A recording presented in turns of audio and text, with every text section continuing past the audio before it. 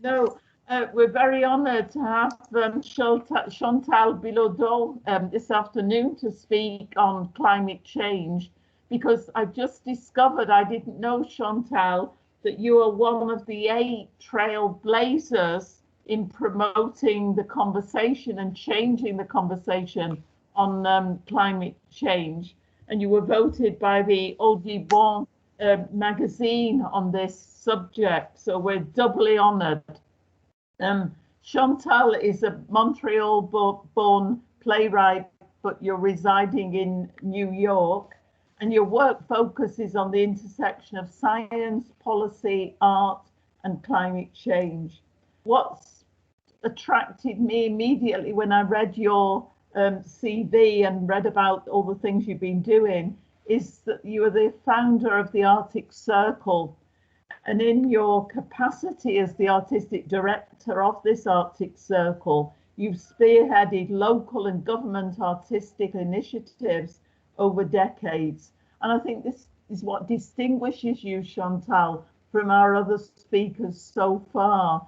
You know, the kind of activism and organization that you've created to try to change the situation. You've been instrumental in getting the theatre and educational communities, as well as diverse audiences in the US and abroad, to engage in climate action through programs that include live events, talks, publications, workshops, national and international convenings. And I think this other festival that you put at the end of your long list is absolutely fundamental, this theatre festival that coincides with the United Nations COP meetings each year. Last but not least, you're also a creative writer. You're a playwright in your own right. And I hope you're going to be talking as well about your creative process in order to write these plays, one or two of which I've read, that are really, you know, so important in engaging audiences with climate change subjects. So please, we're just waiting now to hear what you've got to say on these many aspects of your work. Thank you. Thank you, and thank you very much for the invitation. I'm very glad to be with you, my morning, your afternoon. Yeah. So I am going to share my screen. And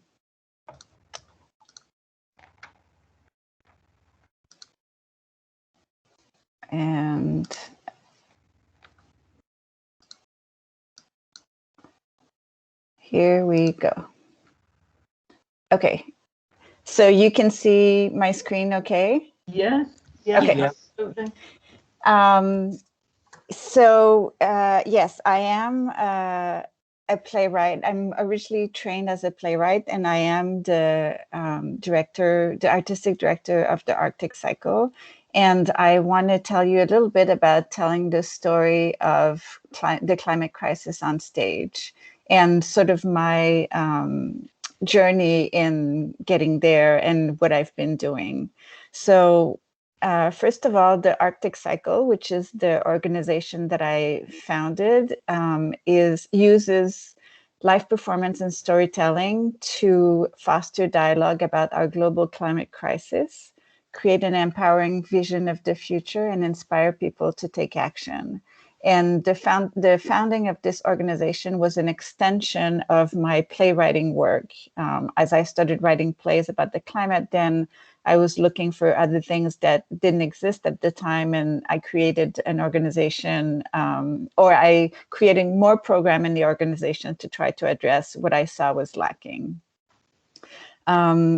Also, before I really jump into it, I want to say that I'm speaking to you from the traditional land and unceded territory of the Ramapo Lenape people on what is colonially known as Passaic County in New Jersey. I'm just outside of New York City. And as a visitor, I want to pay my respect to them and other indigenous caretakers of these lands and waters, and to their elders who have lived here, who live here now, and who will live here in the future. And I extend this respect to all Indigenous people everywhere. So I'm going to tell you a little bit the story of what I do and why I do it. When I started paying attention to the climate crisis, this was about a little bit over 10 years ago. The stories that were being told were very different from the stories we hear today. And this is an example. So this graph, I don't know if you can see my cursor, but if you look here, it shows the difference in ice coverage in the Arctic between 1979, which is at the top, and 2015, which is at the bottom, in February of those years. And what it says was that the maximum ice cover, so how much ice was over the ocean in the Arctic in February, in 1979, I'm sorry, was 6 million square kilometers. And in 2015, it was 14 million square kilometers. So there's a 2 million square kilometers difference. That was one of the stories that was being told about climate change in the Arctic in particular. It's, as you can tell, it's a very scientific story, and it was representative of the time. So for a long time, the language of science was how we told the story of the climate crisis. So it was using a lot of graphs and data, but it's, of course, very abstract and very impersonal. We can, if you're like me, unless you're a scientist or unless you're very data oriented, you can stare at this graph for a long time and, you know, you can understand intellectually what it means, but it's hard to have it resonate very deeply. You know, it stays sort of in the land of something that's happening out there. After a while, scientists started to realize that this important story of the climate crisis wasn't really reaching people in a way that moved them to action. So they started to figure out slightly different way to tell the same story by adding visualization. So here is the same story that you saw in the previous graph. So it's about the change in Arctic sea ice cover on February 25th between 1979 and 2015. It's still the same difference of 2 million square kilometers. And you can see the green is where the ice was in 1979. And then the white edge is where it was in 2014 or 15. The difference in how this story is told is that we have a little bit more of a context. So, you know, 2 million square kilometers, who knows what that looks like? But if you look at it on a globe, you can get a little bit of a sense of what that means. It's a little bit, it resonates a bit more. It's a bit easier to understand. But it's still a scientific story. And unless you live in the Arctic, it's hard to figure out what that means for us, right? So it's like, okay, I can see there's less ice in the Arctic. What does it mean for me and why should I care? Now here, moving forward still, this is a completely different way to tell essentially a similar story. So because all this data, you know, big data, big abstract figures were not resonating, scientists then moved towards, or the you know, people in general move towards trying to find different ways to tell this story. And here's a very visceral story, right? You see a living being on a piece of ice. We understand that the ice is shrinking, and you can understand that there's something wrong here, that this animal is probably having a hard time adapting. So in shifting to the story to living beings, what that did was that it was a bit easier to relate, right? When we look at data, it can be pretty boring. When we think about living beings, then we care, like we empathize, we realize this creature is maybe fighting for their life. It's important. We want to make sure, as a general rule, we human beings want to make sure that living beings don't suffer or die. So it was a way to have the story resonate a bit more. What we were not hearing at that time, however, were stories about people. So I think a lot of us think of the Arctic as a pretty sparse, desolated place. The population is small, but there is a population that is living there, that has lived there for a very long time. And we often don't hear about how climate change is affecting them. This is an example of a small town called Shishmaref, where because there's less sea on the ocean is able to erode the coast more, and structures that are built right along the coast, then fall into the sea when the land under them gets eroded. This is not the only place. There's also another town called Kivalina, which is in Alaska, that is struggling with the same issue and will have to be relocated. These are stories we hear maybe a bit more today, but again, back then, 10, 12, 15 years ago, we were not hearing so much about the people who live in the Arctic and were being impacted.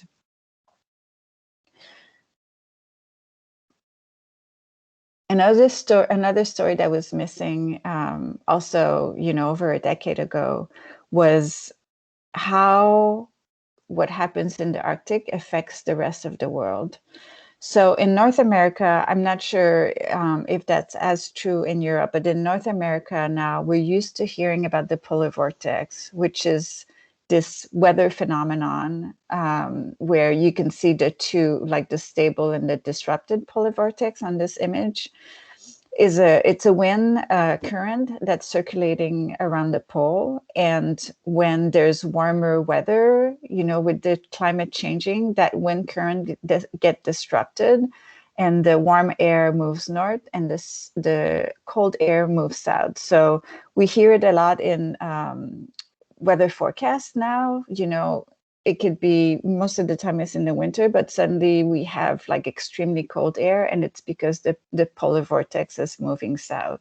So that's one way where we start to understand why what's happening in the Arctic can affect a lot of people.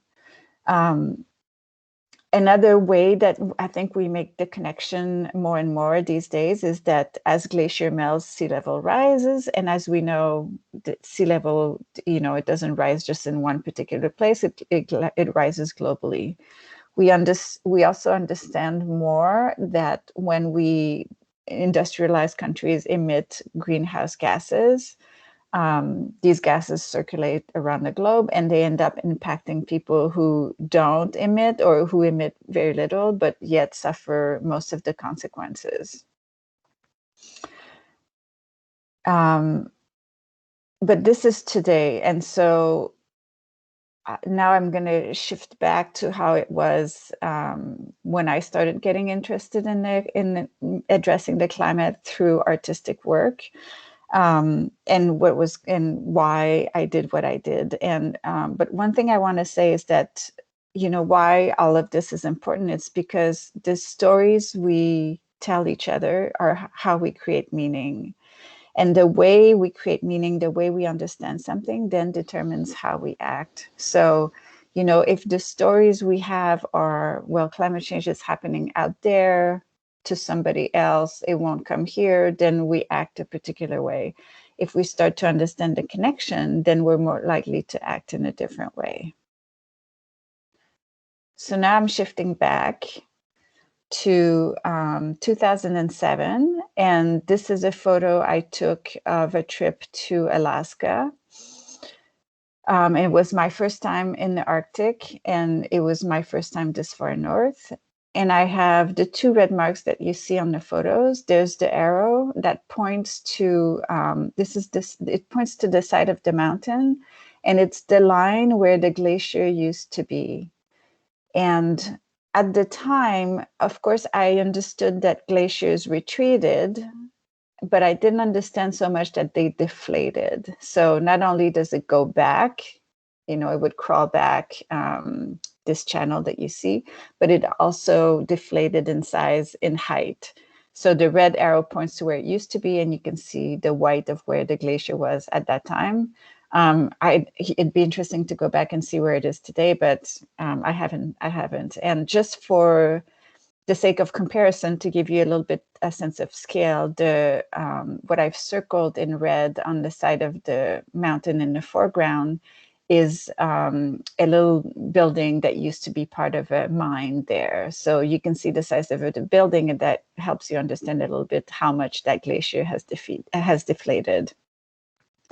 And why this was important to me, it was, again, I said it was in 2007. This was 1 year after Al Gore's documentary, An Inconvenient Truth, came out. And it was at a time where climate change was more in the mainstream conversation, I would say. And of course, people in the Arctic, in Alaska, were experiencing it firsthand, and they were already talking about it. And it was very, I guess, already part of day-to-day life for them, which for me, coming from another part of the US, wasn't. So this was a very impactful experience. And that's what sent me on my journey to want to write about the Arctic. So I was interested, in climate change in my personal life. I'm a hiker. I like being outside. I care about what happens to the world around me, the natural world around me. But this was the first time when I thought, oh, maybe there's a way to get engaged artistically that would be useful. So I came back from this trip, and because I am originally from Canada, as Maggie mentioned, I started looking at what was going on in Canada. If you look at a map, Alaska is a very small part of the United States. So, and that's the only territory that the United States has in the Arctic. And in comparison, Canada has a huge Arctic territory. And so it's very big in the Canadian imagination. And I just was interested in seeing what were the issues that were going on there. Here you have a map of the Arctic seen from the North Pole.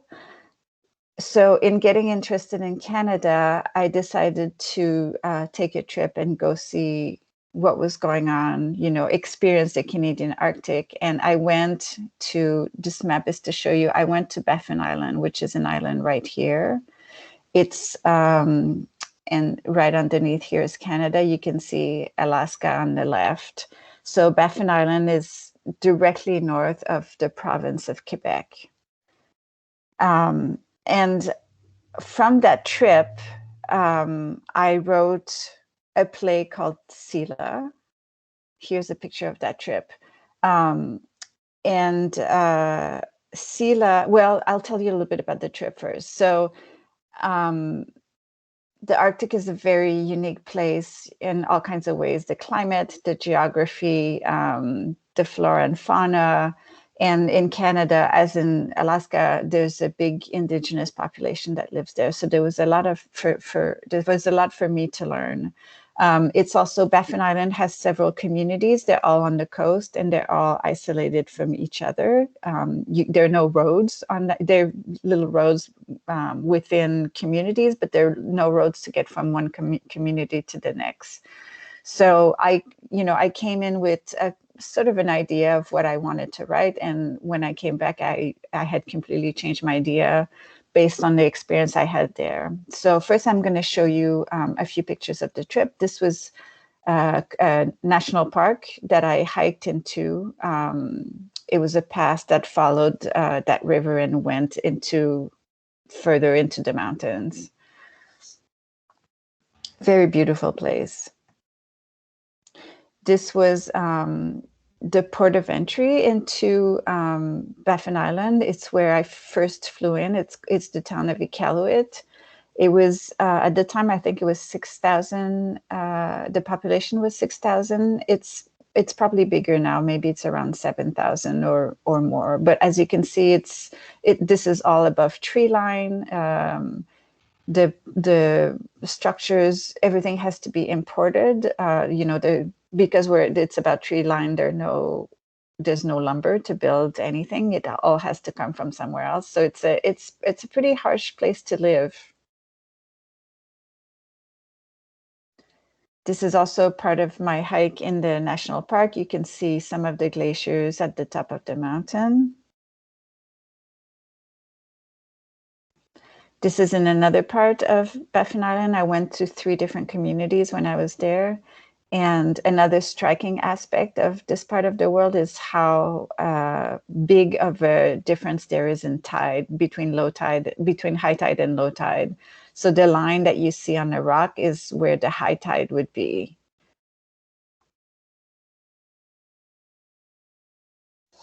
And this is one of the photos that, or one of the sites I saw, I took a photo of it that was very revealing in terms of the history of the place and the inequity that's there. So in the foreground, you have an old cemetery, Inuit cemetery. The Inuit are the indigenous population that live up there. And just up the hill, this big modern building is a police station. So, you know, the place has a history of colonialism, of white people from the South moving north, mostly for trade at the time. It was one of the first company that was there was called the Hudson Bay Company, and established a lot of trading posts, and of course took advantage of the population that was there. And there's a big reconciliation movement going on in Canada, but of course it's a long process. And this photo is sort of embodies a lot of the social and economic issues that are going on up there. And this is an old building from the Hudson Bay Company that I just mentioned, that was established in the late 1600s. So from that trip, oh, and one more photo of the trip. This is a rock formation that people put together to indicate certain features of the land. As I mentioned, there are no roads, so people travel, you know, in this big open territory. And these things are indications of sometimes if it's a good place for fishing or hunting, if it's a particular route to go somewhere, if that place has a sacred significance. They're very beautiful, and they're just held, you know, they're not held together by anything. They're just balanced very carefully. And some of them have the shape of human beings. And this is one that I encountered on my stroll around the town. So from that trip, I wrote a play called Sila, which is all set in Canada and examines the competing interest of the local Inuit population and, you know, scientists who are moving there to study the place, industry also who is moving there because there are a lot of natural resources, white people who are moving there because they're attracted by this new territory that's opening up. So a lot of big change. And the play has 7 characters that include a climate scientist, an Inuit activist, 2 Coast Guard officers, and polar bears also that were, I'll show you some pictures that were in the production that were build puppets that were huge puppets that were built specifically for the production. So here's a scene where you see the mama polar bear and the baby polar bear interact. Here you can see the bear a little bit more. It was an encounter between the bear and a scientist, and the man in the background is an Inuit elder.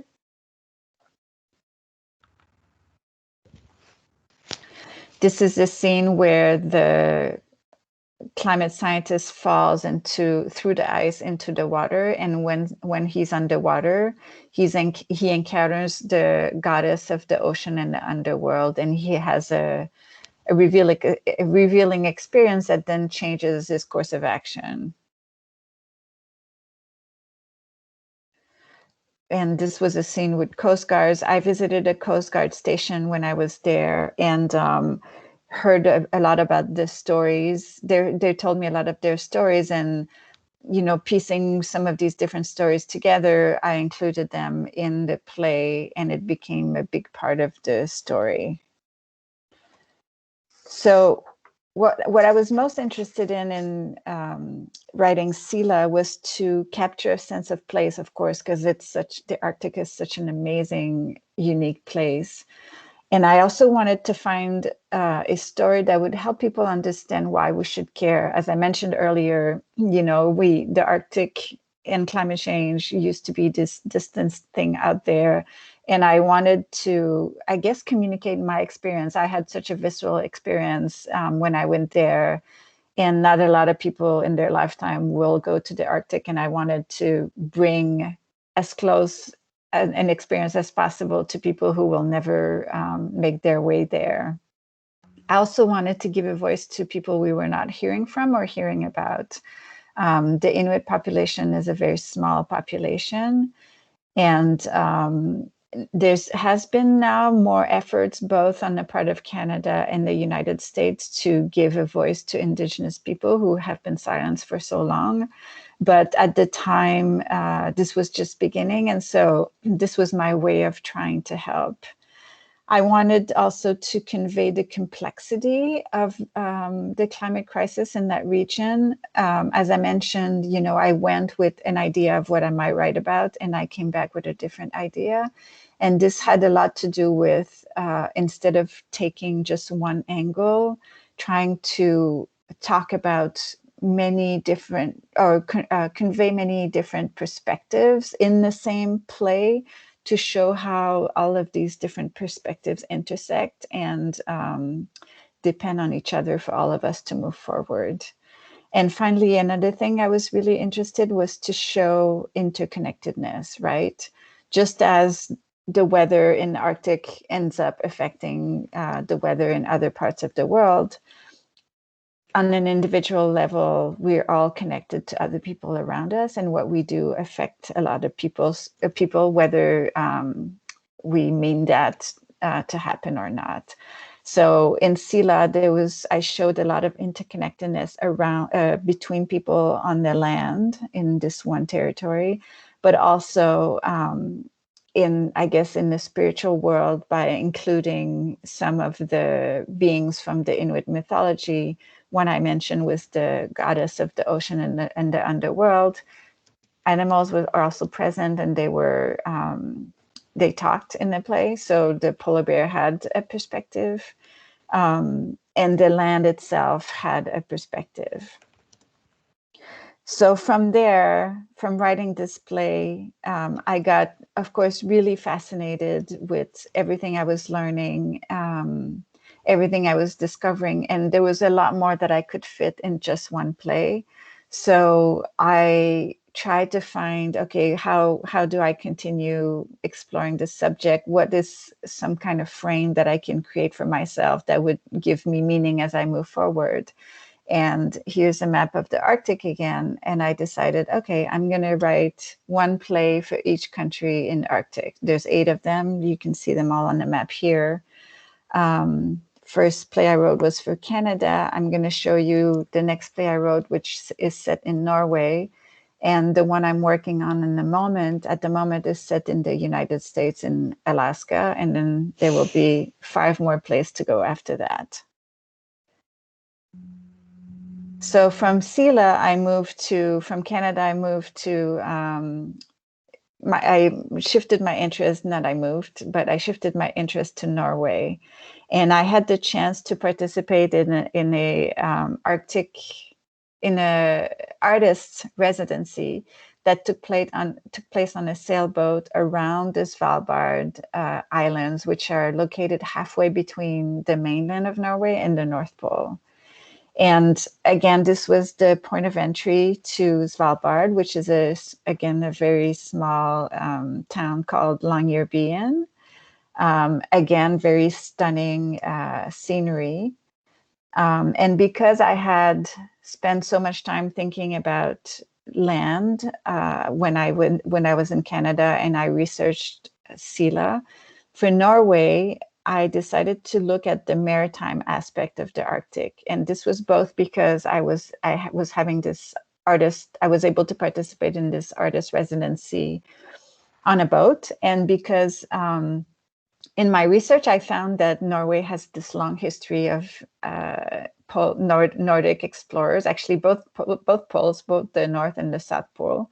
And I zeroed in on Fridtjof Nansen, who is an explorer who he was the one who for about 5 years held the records of getting the closest to the North Pole before somebody eventually made it. So here again are a few pictures from the trip. This is an Arctic fox that we encountered.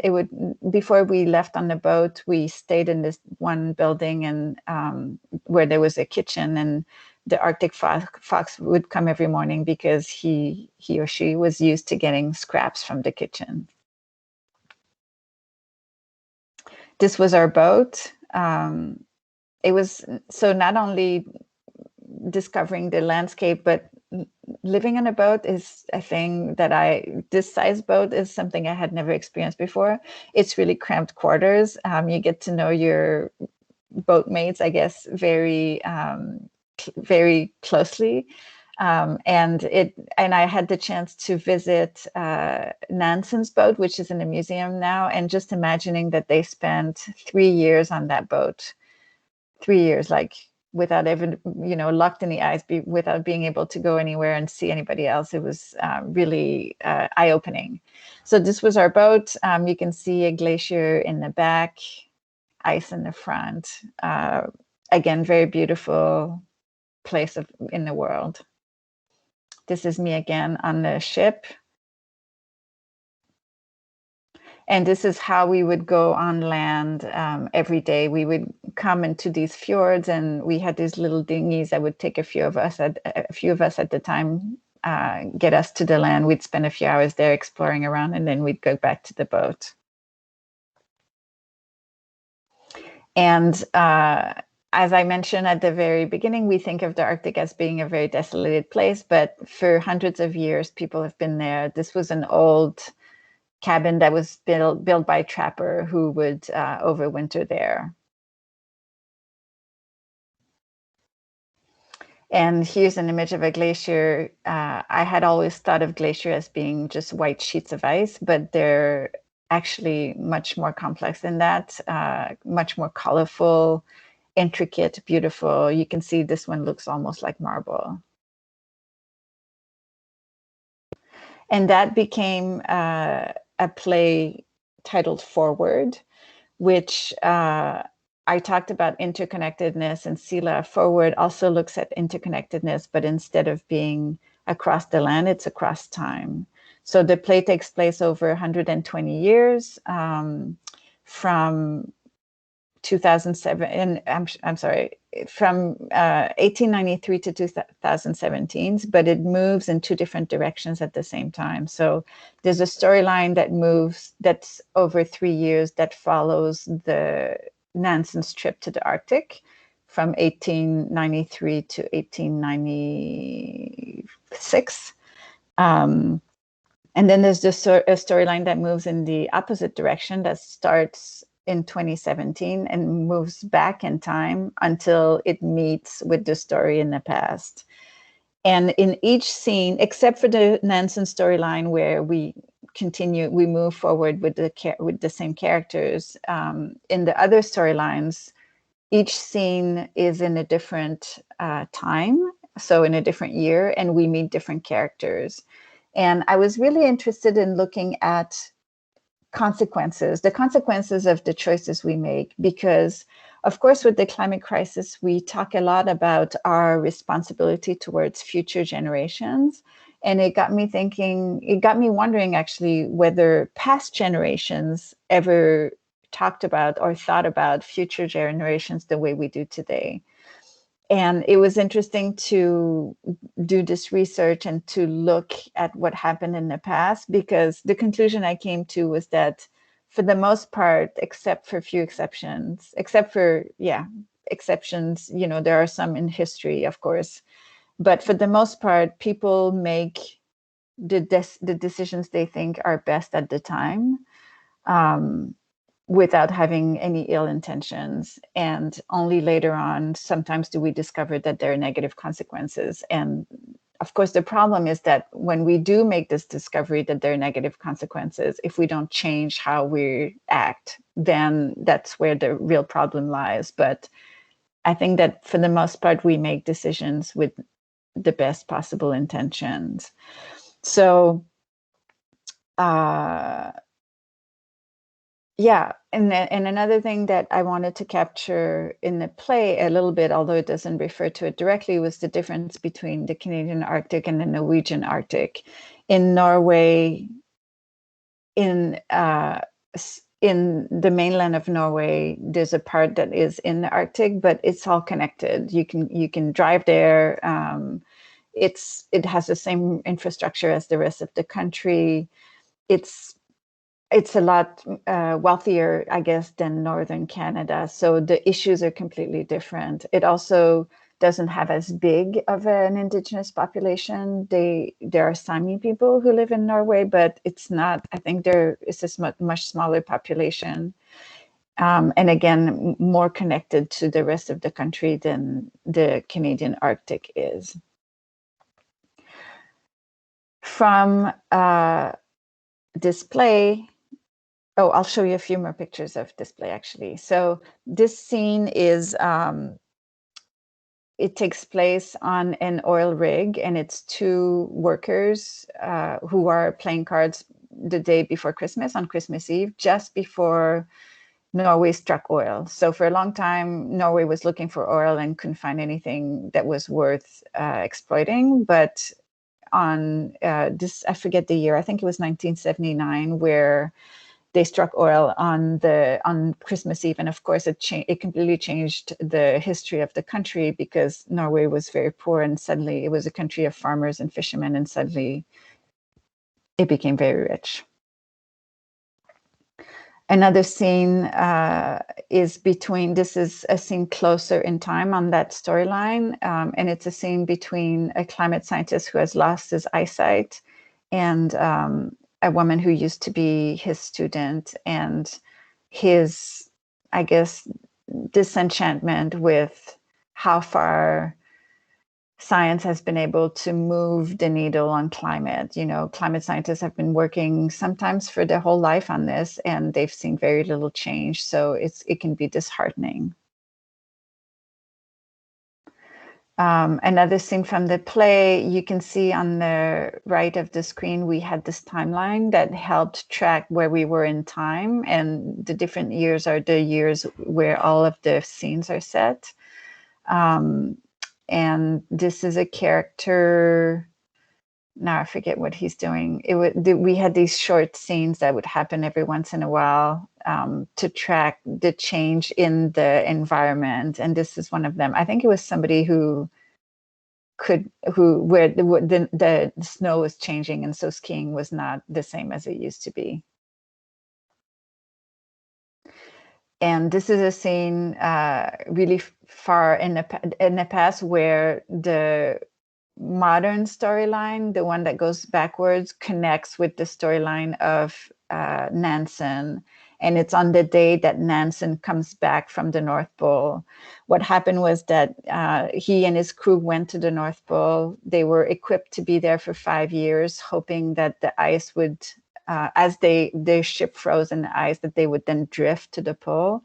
But they realized that it would take much longer than they expected. So Nansen left the ship with one companion and dogs, and he tried to make it to the pole on skis. And the rest of the crew stayed on the ship and waited until the ice would break free so they could sail back. So in total, they were gone for 3 years.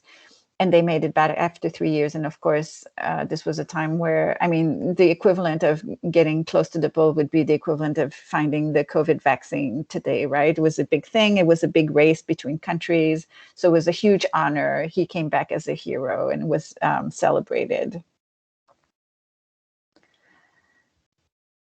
And this is another scene from the modern storyline, but that's way in the past, that shows Norway's agricultural past, so a lot of farming. So first two plays, Canada and Norway. Then I moved to a play about Alaska, and so I don't have a precise line on how I go from one country to another. It's usually based on opportunities for me to get there, because I can't really write these stories unless I have firsthand experience. So I had an opportunity to go on another residency in Alaska, and that's how I decided to write about that next. So the story in Alaska, the play in Alaska, is titled No More Harveys.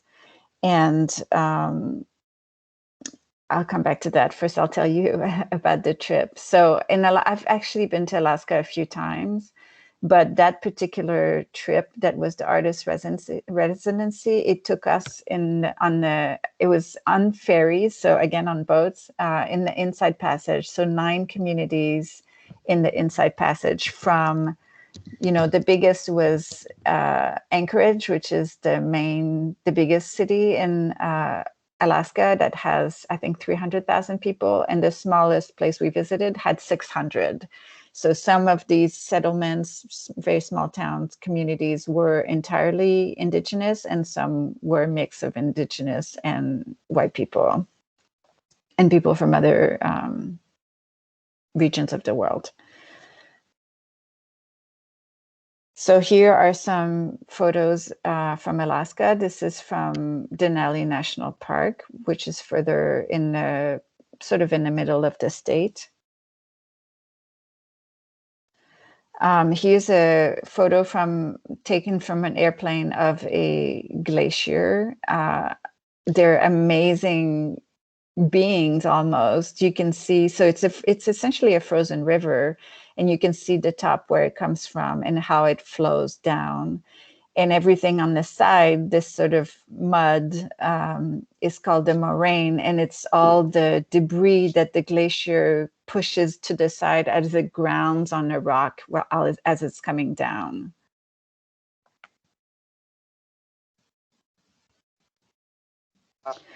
This is another area.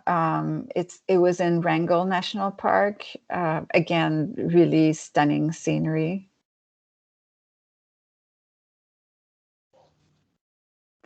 And the residency I was talking about that took place on ferries, this is one of those ferries. So there's a big ferry system in this part of the state, because the places are not accessible by road. So you have to travel either by plane or by ferry to get from one to the other. And here's a little creature I encountered along the way. I had never heard of tide pooling before. I mean, I know what a tide pool is, but the verb tide pooling I had never heard about. And some of my colleagues took me and showed me what it is, which is just going from one puddle to another when the tide is low and trying to see what lives in there. And this is one of the little creatures I encountered. Indigenous totem poles in this one particularly part of Alaska. There was, or in Sitka, the town of Sitka, there was a park, and it had a lot of old totem poles in them. They're stunningly beautiful sculptures. And oops, I'm going to go back. So this became the play that is still in development, No More Harveys. This play was meant to premiere in 2020 in Alaska.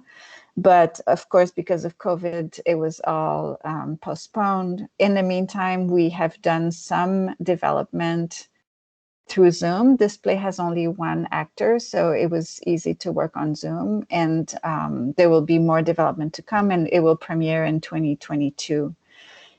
And what I did with No More Harveys, so thinking about this theme of interconnectedness that runs through every play, I decided to see, how can you show interconnectedness in one body, right? There's only one body on stage. My other plays had a lot of people. Sometimes, I think both of them require 7 or 9 actors, but this one has only one. So how do you show community? How do you show interconnectedness when you have only one person embodying that.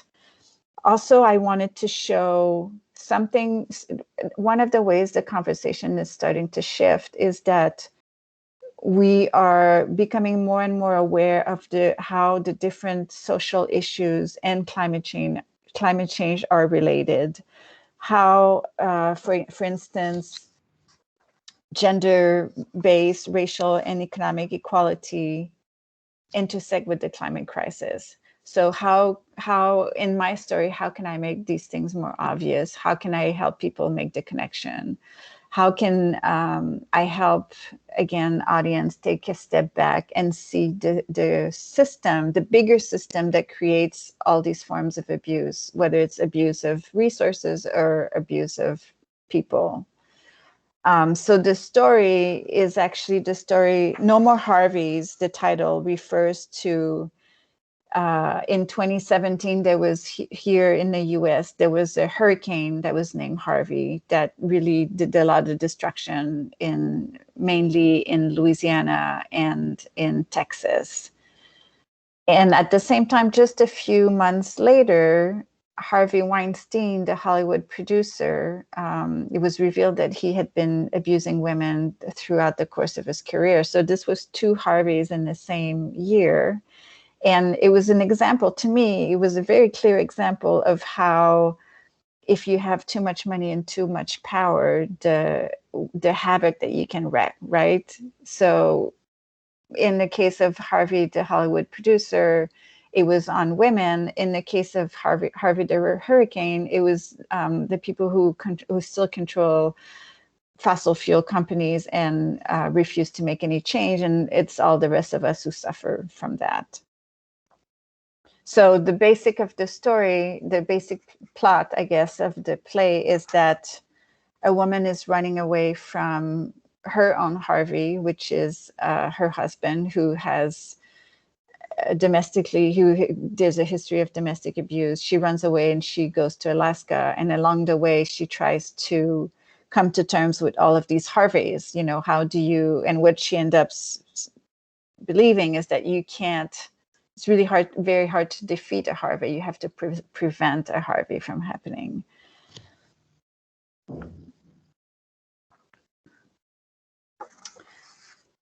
So this is essentially 12, 13 years of my life, right? It moves, writing a play takes a long time, doing the research, writing the play, developing the play, getting it produced takes a long time. It takes a lot of resources. And what I always keep in the front of my mind, also as I'm writing these plays, is how are the stories I'm telling contributing to the bigger conversation about the climate crisis? And as I was writing these plays, I discovered that, as a general rule, the stories we hear about climate change, the stories that make it into our lives, tend to be delivered through mainstream media. So, you know, television, newspaper, and they tend to look like this. And this is the Washington Post magazine for Earth Day in 2019. They published 24 magazine covers about climate change. And here you see just 6 of them, but they were part of this series of 24 that illustrated an aspect of climate change that the Post wrote about the prior year in 2018. And you just have to look at the images here, and you can see that it's a very specific narrative that is being put forward, and it's a narrative of disaster. So things dying, everything going wrong, dying, burning, melting, drying. And while all of this is true, and we really need to know about it and understand it, it is not the only story. And the danger, if we only hear about not only the natural disasters, but also all of the policy failures, if that's all we ever hear about, then we're just being told again and again that we're failing. And what that does is that it's very disempowering, and it can lead people to despair. We feel like, you know, there's nothing I can do anyway because everything we try is going wrong. but it's not entirely true. Yes, all of this is happening, but there are ways where we're succeeding. We are inventing new technologies. We are, as you can see in the US at the moment, electing new governments, which is a step forward. People are organizing. We find ways to adapt and become more resilient. We change how we build our buildings. We hold corporations accountable. It's not enough yet, but there are some small successes along the way, and those are important, just as important to tell as the stories of the things that are not successful. Another thing I discovered over the last decade, and I'm not completely sure how this applies to Italy or to Europe in general, I would think it's similar. This is a story that was done by the Yale program on climate change communication. And it shows that we don't talk about climate change. We hear information from media, but between friends and family, we almost never talk about it. If you look at the black line, it says that 63% of Americans rarely or never discuss climate change with family and friends. And the green line below shows that 37% occasionally or often discuss climate change with families and friends. And this is important to note because it means that it's not part of our daily lives, right? It's something we hear about that's out there, but it's not integrated into how we think about what we do.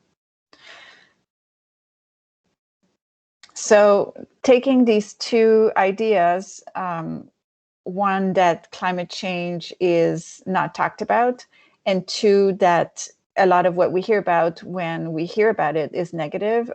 I with a few colleagues, created something called Climate Change Theater Action in 2015 that happens every other year. And the way it works is we commission 50 playwrights from around the world to write short plays. They're 5 minutes long, so very short, about an aspect of climate change based on a prompt. Then we end up with this collection of 50 plays. We make it available to anybody who wants to organize an event in their community within a certain time window that's in the fall. The project happens every other year. Last time was in 2019. It's happening again this year in 2021. The events will be starting in September and ending in December. And the reason for the fall is because it overlaps with the United Nations climate change conferences, and it's a way to bring attention to that.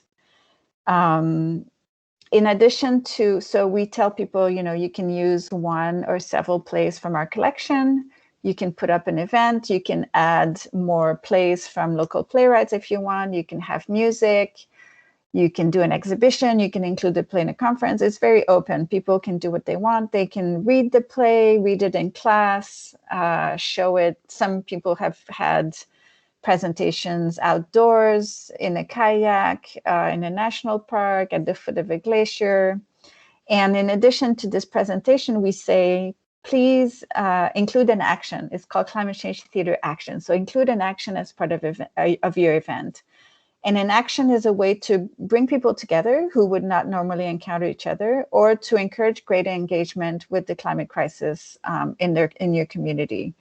And an example of that is people might, in a university, they might collaborate with other departments they wouldn't collaborate with before, have a talk by climate scientists, collaborate with the Office of Sustainability if they have one, or sometimes it's about bringing, for example, environmental organization who can present about what's happening locally. Anything is possible. And this year, we always give a theme to the playwrights. This year, the theme is envisioning a global Green New Deal. And what we told the playwrights for them to write their plays, I'm going to read you what the prompt was. We are asking you to write an original 1 to 5 minute play under the theme Envisioning a Global Green New Deal. The Green New Deal is a US policy platform that has been adopted by climate advocates worldwide.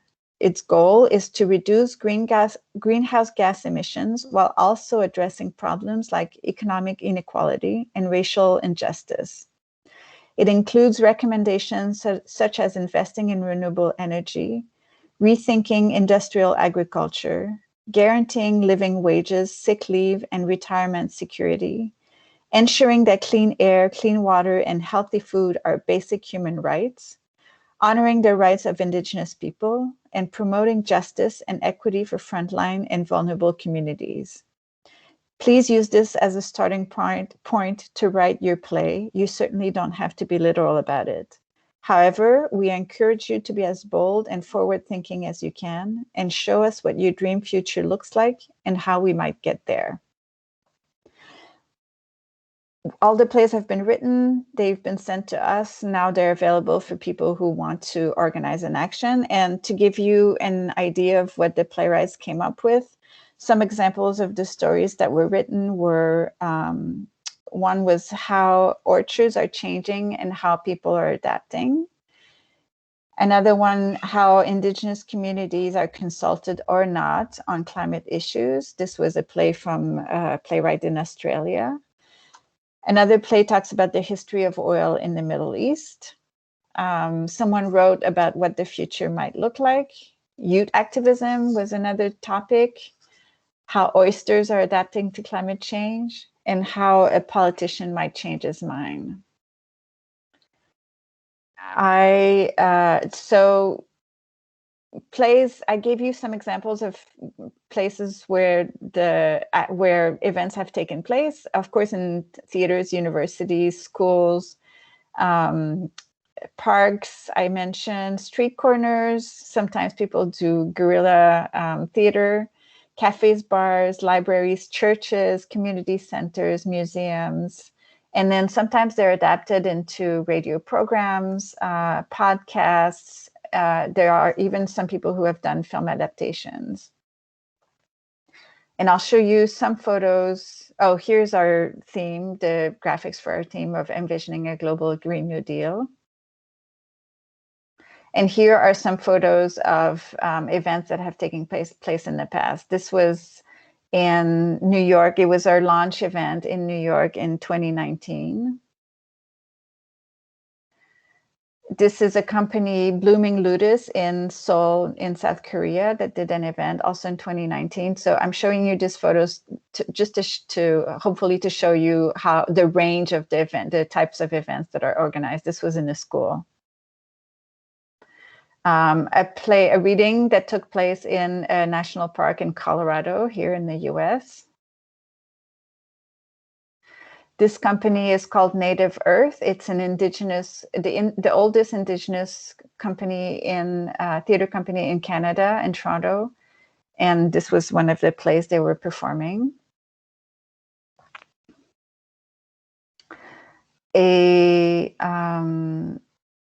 I forget where this is, but it's also in the US, and this was in a university. Yale University, they do a cabaret every month, and they decided to include part of these climate change plays as part of their regular cabaret. Iowa State University. And this is Massey University in New Zealand, in Wellington, New Zealand. The plays, so to give you a sense of the impact or the reach, in 2019, 200 events were presented in 28 countries. 78 universities participated worldwide. All 50 US states were represented, which was a big challenge for us. In prior years, we have never been able to have all 50 states participate, and we really wanted to achieve that as a way to show that it's possible to be united on this issue. 3,000 participants were directly involved. These are people who put the events together or perform in them or help organize them. And we reached 26,000 audience members. Once the festival is over, after the year, we want the plays to keep circulating, so we publish them in an anthology, and then people can read them, present them on their own. They're such little gems that we want them to be as accessible as possible. So these are the first 2 anthologies that we've published. In 2015, we didn't publish anything. It was the first time we were doing the project, and it was more of a pilot project. But in 2017, we published Where's the Hope, which was the theme that year. And 2019, Lighting the Way. Lighting the Way was about highlighting the climate warriors and climate heroes, the one who are really making a difference, again, to bring attention to what is happening that is positive. And these plays are available online. These anthologies are available to buy online. This is it. So thank you. If you want more information, you can look at these 2 websites, the Arctic Cycle, which is the big umbrella organization, and Climate Change Theatre Action, which is one of our initiatives. And now I'm going to stop sharing.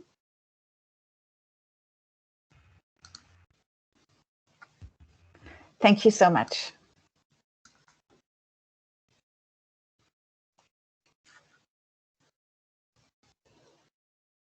Maggie, you're muted. Maggie, we can't hear you. No. Maggie, I think that we have some technical problems. Okay. Yeah, now we can. Sorry. No, I don't know whether you heard, I said thank you so much to Chantal for this inspiring talk. And I was asking if there are any questions. Ci sono delle domande. Se volete fare delle domande anche in italiano, possiamo tradurle.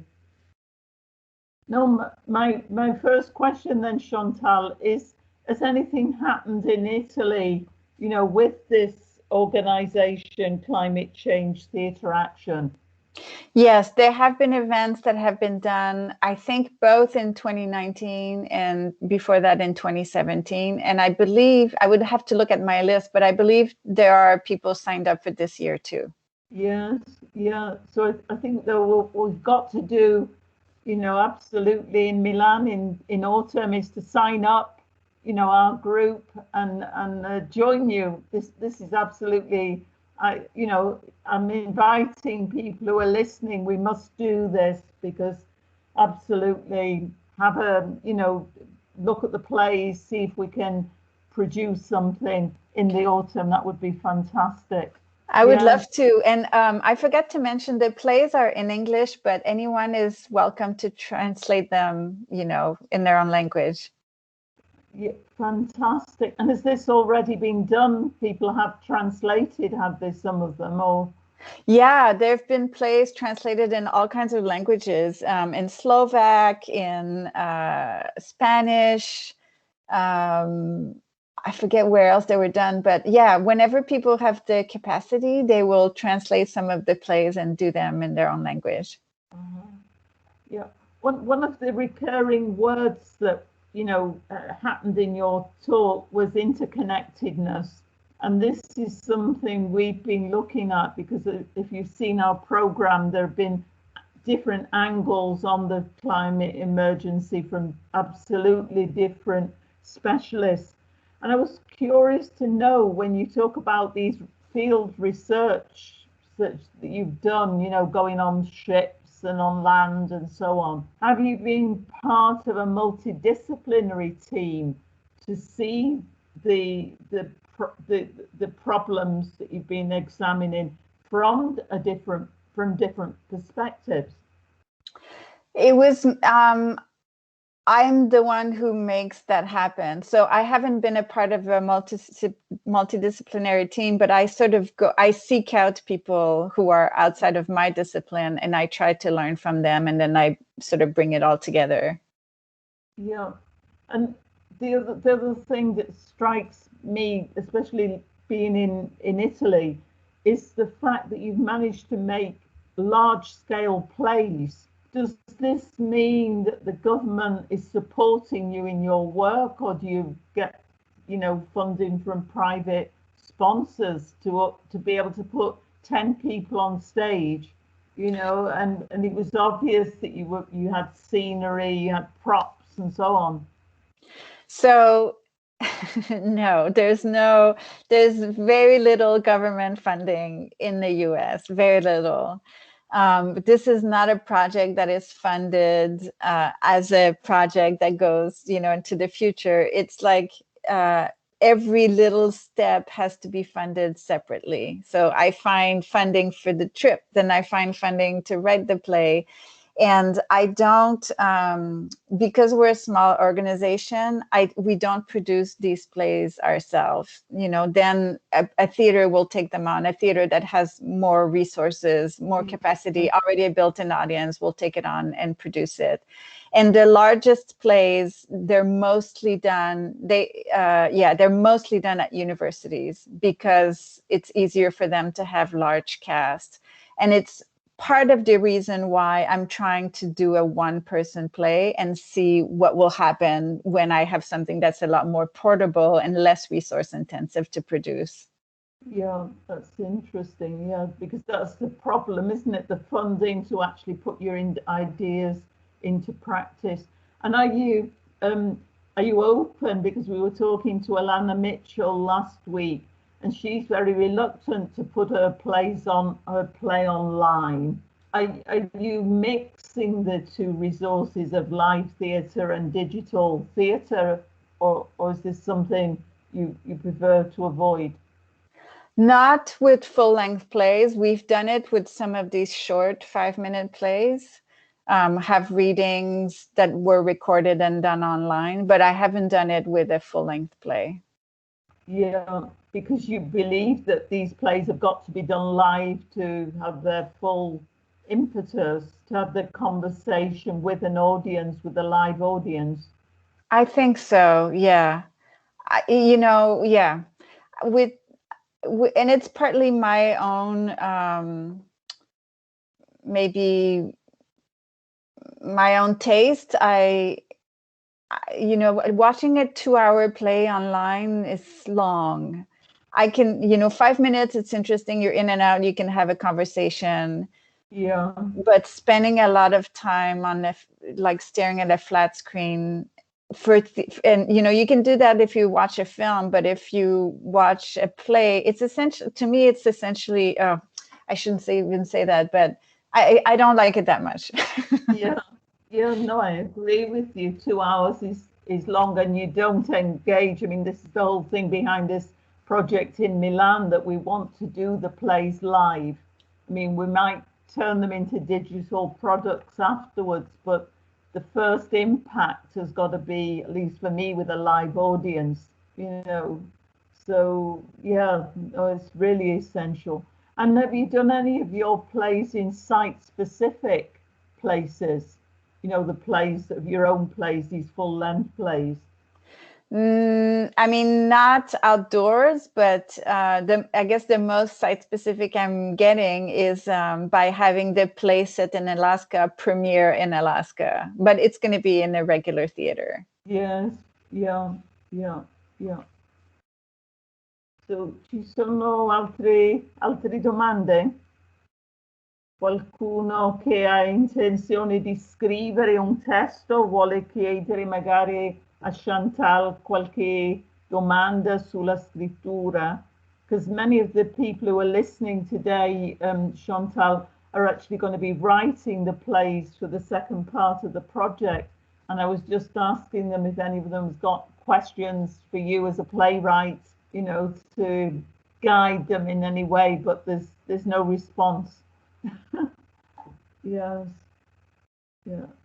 So is this have you had, any connections with Italy in your playwriting career so far?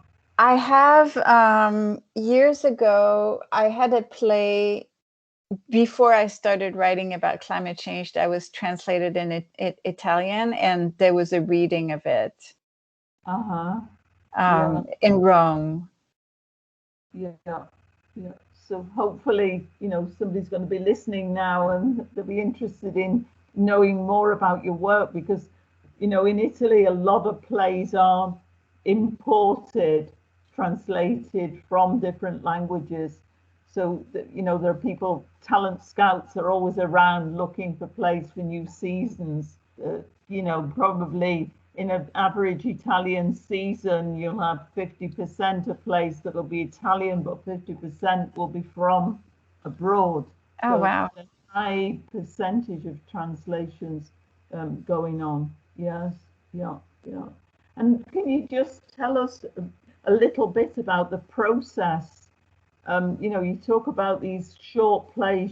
You said they're 1 minute to 10 minutes. Do you actually mentor the people who are writing, or are the plays shaped by a group of people, dramaturgs?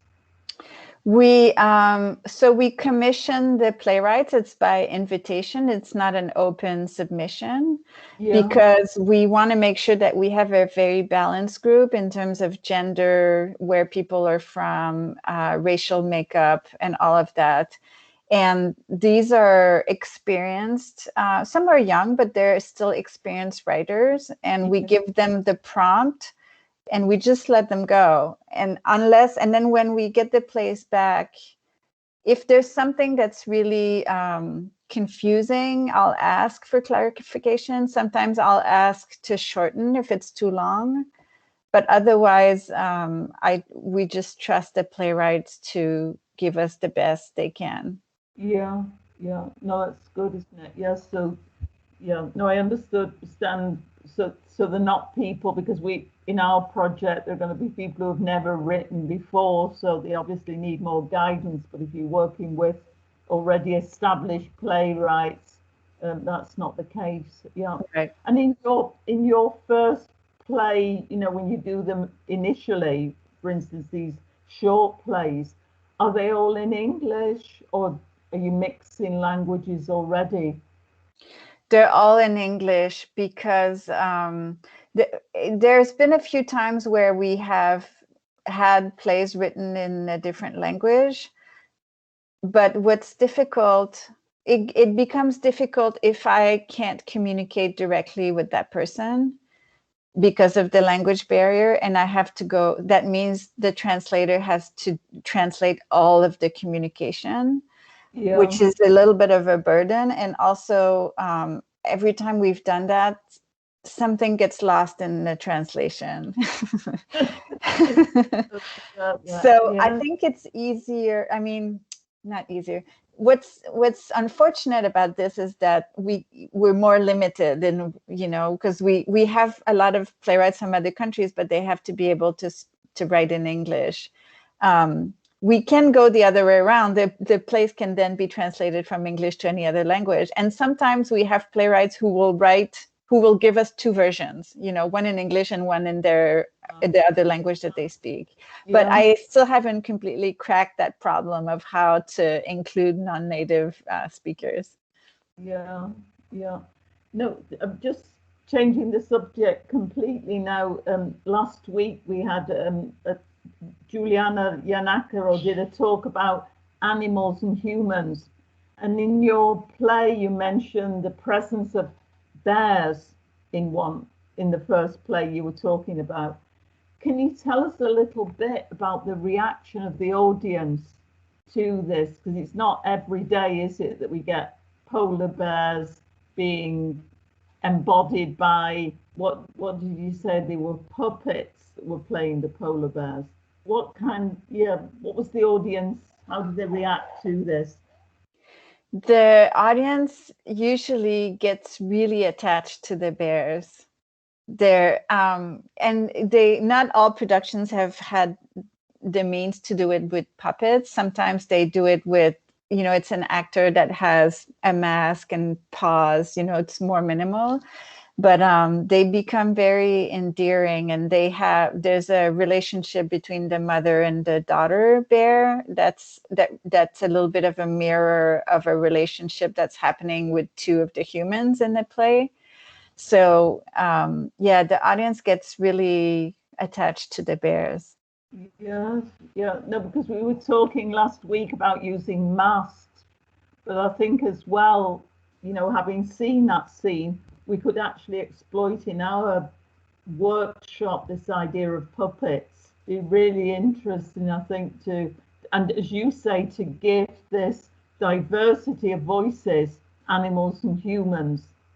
I think that's, you know, it struck me how important that is, that I've not really thought about it before. And thank you, you know, it's sort of set something in my mind, spark. Yes, and one reason why I so almost in all my plays I have non-human characters. In Sila, they're the two bears. In Forward, I forgot to mention, but Ice is personified. So Sea Ice is a character in the play, and she sings.